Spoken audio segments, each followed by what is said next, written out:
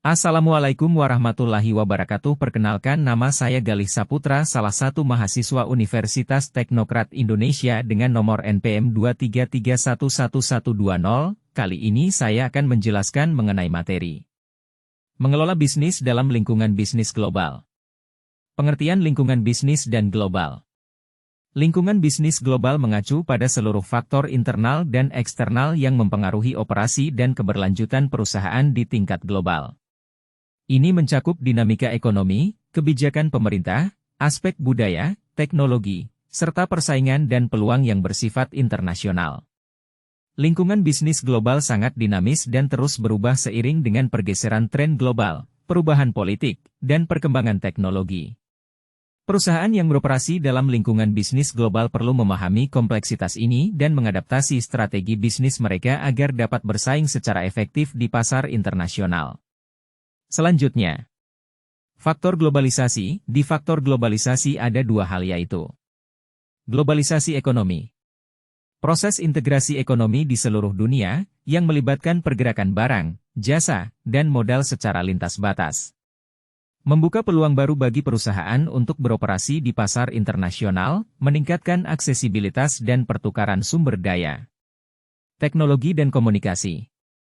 Kemajuan teknologi yang memfasilitasi komunikasi global, kolaborasi jarak jauh, dan akses real-time terhadap informasi.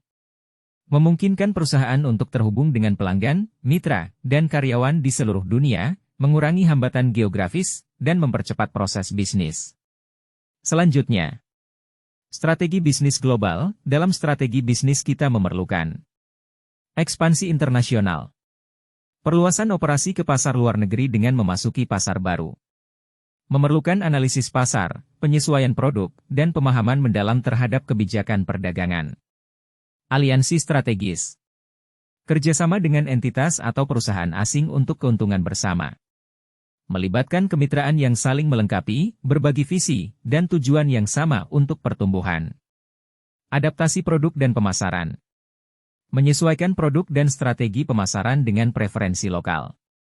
Mengikuti kebutuhan dan budaya pasar yang dituju. Pengelolaan risiko global. Pemahaman terhadap risiko geopolitik, perubahan kebijakan, dan fluktuasi mata uang. Memiliki strategi untuk mengurangi dampak risiko tersebut. Manajemen SDM global. Membangun dan mengelola tim multinasional dengan budaya dan latar belakang yang beragam. Memahami perbedaan budaya dan menerapkan strategi manajemen yang inklusif. Selanjutnya, keberlanjutan bisnis global. Dalam keberlanjutan bisnis ada pertanggungjawaban sosial perusahaan, CSR.